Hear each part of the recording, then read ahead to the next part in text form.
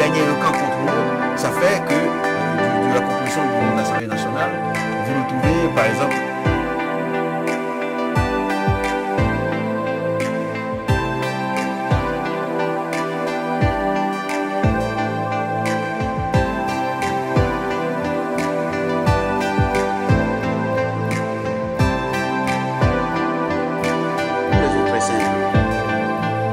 ce sont pour la plupart ce que je peux considérer comme étant des trophées de guerre, des personnalités qui incarnent quelque chose pour notre pays. On peut ne pas être d'accord sur les idées, on peut ne pas s'entendre sur la vision, mais l'exemplarité du parcours de chacun nous a semblé suffisamment éloquente pour être présentée ici à nos jeunes, comme je pense ce qu'il est possible de prolonger. Et de ce point de vue, quel est le moment de discussion réelle sur le processus? Juste cette parenthèse sur ce qui s'est passé et que nous regrettons, nous souhaitons que le dialogue puisse reprendre et que finalement les acteurs politiques ratifient et, j'allais dire, délibèrent sur les différentes étapes du processus. Oui, donc je constate bien effectivement qu'il y a un désaccord sur le sujet entre les acteurs politiques. Le désaccord a été prolongé dans la loi et après le vote de la loi, on constate encore le même désaccord. Et les dispositions transitoires et finales que l'on retrouve dans le titre 10 de la loi portant règles générales et sociaux posent de vrais problèmes de droit que la Cour constitutionnelle va devoir régler en petit tour.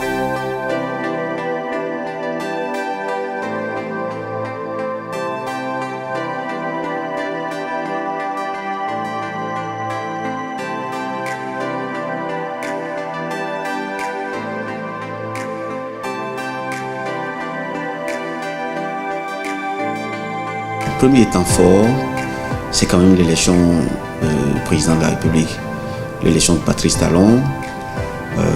Inattendu, pas beaucoup, en raison de son statut.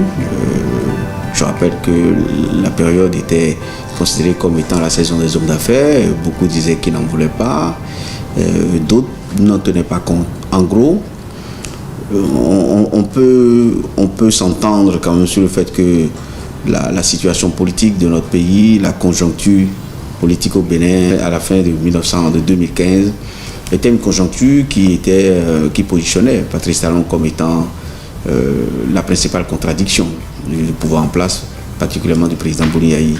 Donc son élection à la tête de l'État comme étant le président de la République est quand même pour le début de l'année qui s'achève le premier temps fort. C'est un moment important où on change de cap, il y a une alternance.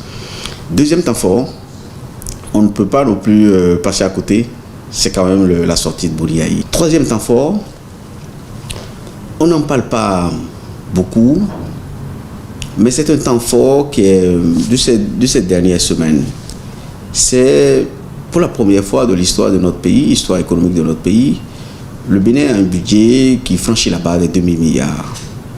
C'est un fait économique majeur qui ne peut être passé sous silence. Mais ce n'est pas seulement le fait d'avoir 2000 milliards qui fait qu'on en parle.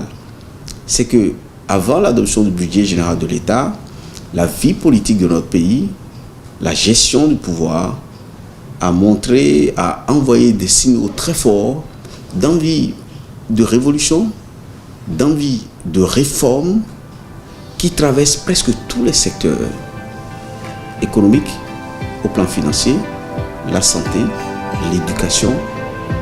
Tous les secteurs sont traversés par une envie de réorientation.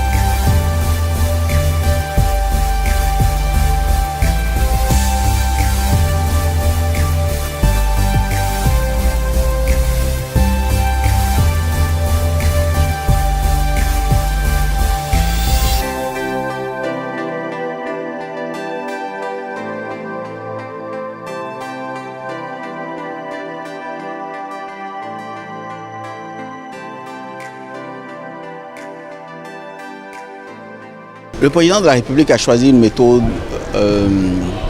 globalement et je dirais radicalement différente de celle qu'on a pratiquée jusque-là. Parce qu'il faut rappeler à nos compatriotes que 2 rapports ont déjà été rendus au chef de l'État auparavant. Non pas au président Talon, mais 2 rapports sont disponibles. Et ces rapports ont été des rapports de comité d'experts dont la composition était beaucoup plus ramassée. Celle-ci, le chef de l'État a choisi, je dirais, de mettre en action immédiatement le consensus en mettant dans la commission des personnalités politiques venant de plusieurs bords, en mettant des experts, des universitaires, d'anciens maires, d'anciens députés. Donc au fond, on a une commission beaucoup plus ouverte. Donc ce qui peut, si vous voulez, a priori compliquer la tâche, puisqu'il y a plusieurs opinions. Mais nous sommes parvenus, et ça c'est vraiment à l'actif de cette commission qui a pris conscience très vite de ce que nous sommes en face d'un projet majeur, un projet sensible qui peut impacter et déterminer l'avenir politique de notre pays.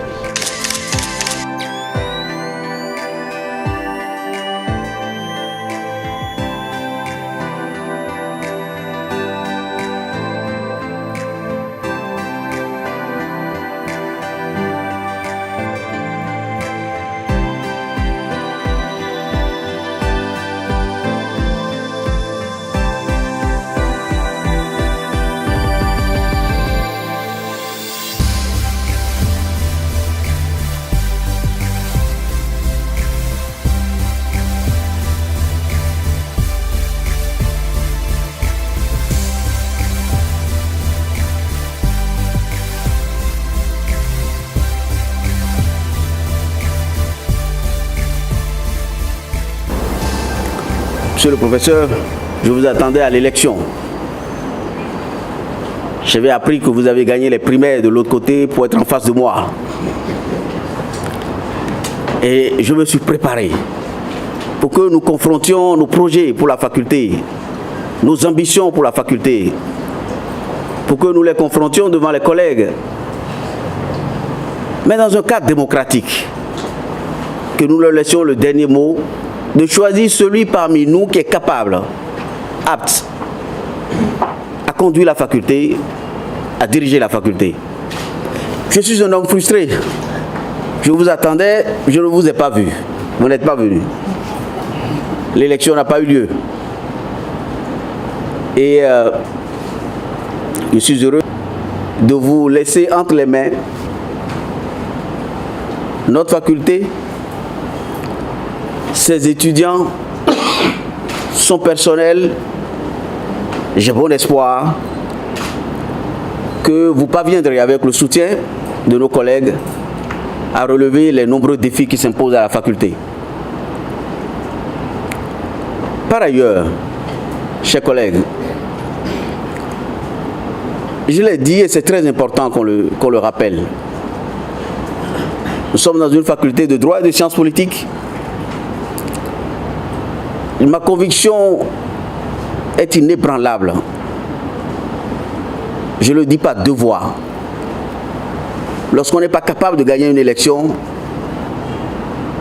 lorsqu'on n'est pas capable loyalement de gagner une élection, il n'est pas dans les règles de la démocratie d'utiliser ces réseaux, d'utiliser le pouvoir pour supprimer l'élection.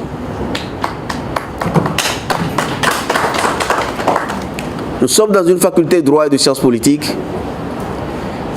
Monsieur le doyen, je le dis enfin, vous aurez mon soutien, vous aurez ma détermination, vous aurez le peu d'expérience que j'ai pu acquérir en 3 ans ici, à la tête de la faculté.